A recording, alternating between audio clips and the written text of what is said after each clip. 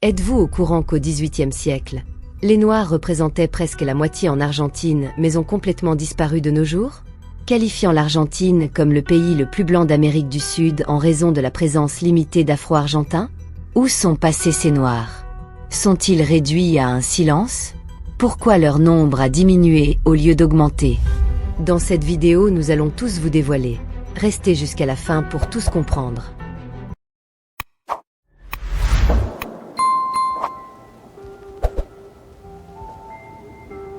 Dans l'histoire de l'Argentine, il y avait des immigrants noirs d'Afrique connus sous le nom d'Afro-Argentins qui ont été réduits en esclavage au cours du XVIIIe siècle. Initialement, ils constituaient une portion significative de la population argentine, mais au fil du temps, leur nombre a diminué. Selon un recensement mené par le Conseil espagnol en 1778, les Afro-Argentins représentaient environ 37% de la population du pays. Cependant, au cours des années suivantes, cette population a diminué à environ 15% de la population totale. En conséquence, l'Argentine est actuellement considérée comme le pays le plus blanc d'Amérique du Sud en raison de la présence limitée d'Afro-Argentins. Il est devenu extrêmement difficile de les trouver dans des carrières prestigieuses telles que le sport, le journalisme, la politique et d'autres domaines. Dans cette vidéo, nous explorerons l'histoire des Afro-Argentins et nous examinerons les facteurs qui ont contribué à leur déclin et à leur disparition éventuelle en Argentine. Plongeons dans leur histoire. Au cours du XVIe siècle, des individus noirs ont été arrachés de force de leur terre natale en Afrique, enchaînés aux pieds et aux mains, et vendus en esclavage. Certains provenaient des îles du Cap-Vert, tandis que la majorité appartenait à des groupes ethniques parlant des langues bantoues et provenant de régions comprenant l'Angola, la République démocratique du Congo et la République du Congo. Un petit nombre d'individus venaient d'Europe et d'autres endroits. Dans les années 1600, on estime que 12 millions d'esclaves africains avaient été transportés en Amérique latine via des navires négriers.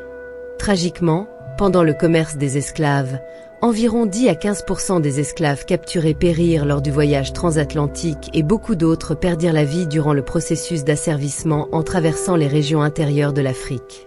Pour chaque 100 esclaves qui atteignaient avec succès le Nouveau Monde, des archives indiquent qu'environ 40 perdirent la vie.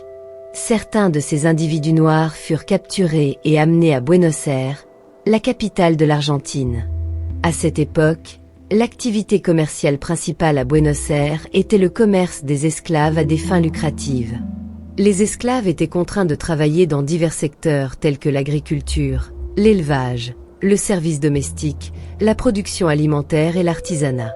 Dans les zones urbaines, de nombreux esclaves étaient engagés dans la production artisanale destinée à la vente, les profits allant dans les poches de leurs maîtres. Les quartiers de San Telmo et Montserrat à Buenos Aires avaient une concentration significative d'esclaves, bien que la plupart étaient finalement envoyés dans les provinces intérieures.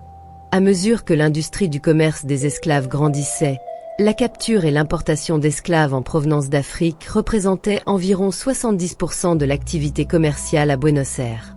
Ce récit historique met en lumière la présence et le déclin subséquent des Afro-Argentins en Argentine. Les facteurs qui ont contribué à leur réduction et éradication méritent une exploration et une compréhension plus approfondie. Comprendre le déclin des Afro-Argentins. L'histoire de l'Argentine est indissociable de l'héritage riche et complexe des Afro-Argentins, dont les racines remontent à l'ère de la traite des esclaves de l'Atlantique. Bien que leur nombre soit relativement petit aujourd'hui, estimés entre 1 et 2% de la population, leurs contributions culturelles ont laissé une marque indélébile sur l'identité du pays. Dans le passé, la traite des esclaves était légalisée en Argentine en 1778. Un recensement effectué par Duan Josy Salido VTIS a révélé une concentration significative de personnes noires dans les régions où les activités agricoles étaient présentes. À cette époque, les Noirs représentaient environ 50% de la population totale, et ce nombre a continué d'augmenter en raison de l'importation continue d'esclaves. Cependant, en 1813, la traite des esclaves a été officiellement abolie, mais l'esclavage lui-même a persisté jusqu'à son abolition définitive en 1853. La culture afro-argentine revêt une immense importance au sein du patrimoine culturel diversifié de l'Argentine.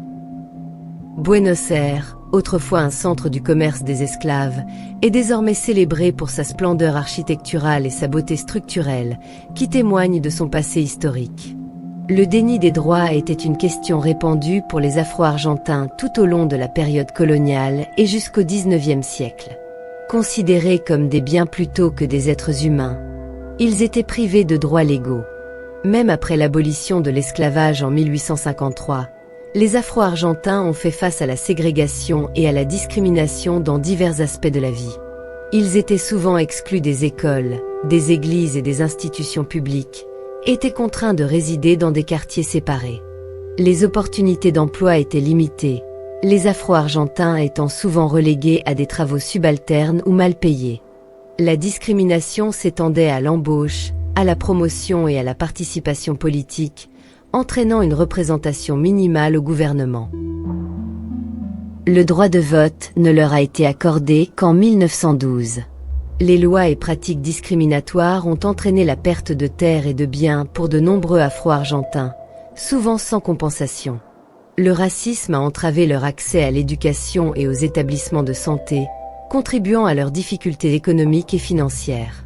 En 1857, sur les 14 écoles de Buenos Aires, seuls 2 enfants noirs étaient admis, malgré le fait que 15% des élèves étaient de couleur. Le déclin de la population afro-argentine peut être attribué à une combinaison de facteurs durant la fin du XIXe et le début du XXe siècle. Un facteur clé était l'abolition de l'esclavage en 1813, qui a impacté le recrutement de nouveaux esclaves, et par conséquent, a affecté la croissance de la population. L'histoire des Afro-Argentins est une histoire de résilience et de résistance culturelle face à l'adversité. Comprendre leur histoire est crucial pour favoriser une société plus inclusive et équitable pour tous les Argentins. La population afro-argentine a connu un déclin progressif en raison de divers facteurs. Une cause significative était l'absence d'un cadre juridique pour importer de nouveaux esclaves africains, limitant ainsi la croissance de la communauté afro-argentine. La guerre d'indépendance argentine, qui a éclaté en 1810, a également joué un rôle dans la réduction de la population noire, car les Argentins se sont battus pour leur indépendance vis-à-vis de l'Espagne. De nombreux hommes noirs, qui étaient esclaves, ont été contraints de rejoindre les lignes de front. Cela a conduit à un nombre élevé de victimes parmi la population noire, bien qu'il ait contribué à la lutte pour l'indépendance. On pense que les forces argentines y voyaient également une opportunité de diminuer le nombre de Noirs dans le pays. Maria Remedio del Val, une figure notable, a combattu aux côtés de son mari et de ses enfants pendant la guerre. Son courage et son dévouement lui ont valu le titre de Madre de la Patria ou Mère de la Nation. Cependant, elle a tragiquement perdu son mari et son fils dans le conflit et a ensuite succombé à la pauvreté en 1847. Un autre personnage remarquable, Jacinto Ventura de Molina, né en esclavage à Venari en 1773, a combattu dans les guerres d'indépendance. Il a été blessé lors de la bataille de Salta en 1813 et est mort de ses blessures. À la fin du XIXe et au début du XXe siècle, le gouvernement argentin a activement encouragé l'immigration européenne, ce qui a entraîné une augmentation du nombre d'individus blancs dans le pays. Avec l'afflux d'immigrants européens, la vision d'une Argentine plus blanche s'est réalisée. Les mariages mixtes entre Européens et Afro-Argentins ont donné lieu à une nouvelle population métisse, diminuant encore la présence d'individus à la peau noire. De plus, les anciens esclaves et leurs descendants ont dû faire face à une concurrence accrue pour l'emploi en raison de l'impact des immigrants européens sur le marché du travail. Les préjugés raciaux et la discrimination ont aggravé les défis économiques auxquels les Afro-Argentins étaient confrontés. Des conditions de santé en détérioration, comme le choléra et l'épidémie de fièvre jaune, ont également contribué au déclin de la population afro-argentine en 1864 et 1871. Les Afro-Argentins ont connu une proportion plus élevée de décès, exacerbant davantage la diminution de leur population. En approfondissant l'histoire des Afro-Argentins, il devient évident que de multiples facteurs, y compris l'abolition de la traite des esclaves, les pertes de guerre, les politiques d'immigration, la concurrence économique et les défis sanitaires, ont joué un rôle significatif dans le déclin de leur population en Argentine. La marginalisation et le déclin d'une communauté en Argentine ont conduit de nombreux Afro-Argentins à vivre dans des conditions difficiles, manquant d'accès à des nécessités de base comme l'eau potable et l'assainissement. De plus, ils ont enduré la discrimination et l'exclusion sociale, limitant leur capacité à obtenir des soins médicaux et d'autres ressources essentielles pour la prévention et le traitement des maladies. La médecine traditionnelle et les remèdes maison étaient souvent utilisés par les Afro-Argentins, mais ces remèdes n'étaient pas toujours efficaces pour combattre les maladies. Par conséquent, de nombreux Afro-Argentins ont perdu la vie en raison de soins de santé inadéquats. Le phénomène des crèmes blanchissantes et des mariages interraciaux a également joué un rôle significatif dans le déclin de la communauté afro-argentine. La perte des hommes noirs pendant la guerre de 1810 et la prévalence des maladies ont conduit à ce que les femmes noires représentent une part plus importante de la population afro-argentine, avec des options limitées.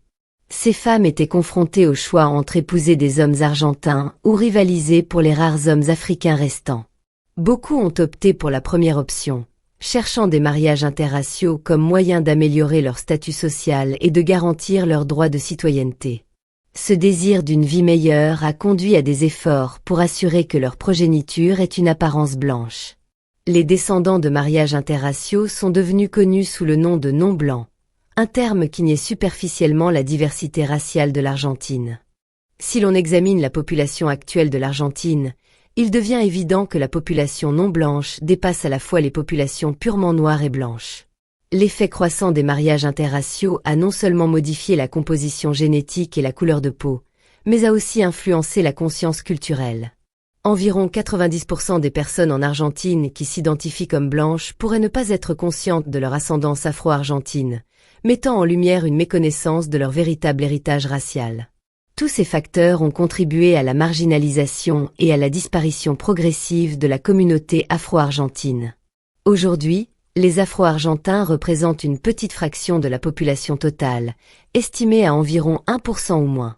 Malheureusement, leurs contributions culturelles et historiques à l'Argentine sont souvent ignorées et sous-représentées. Le déclin de la communauté afro-argentine est un rappel des défis auxquels font face les groupes marginalisés et de la nécessité d'une plus grande reconnaissance et inclusion dans la société.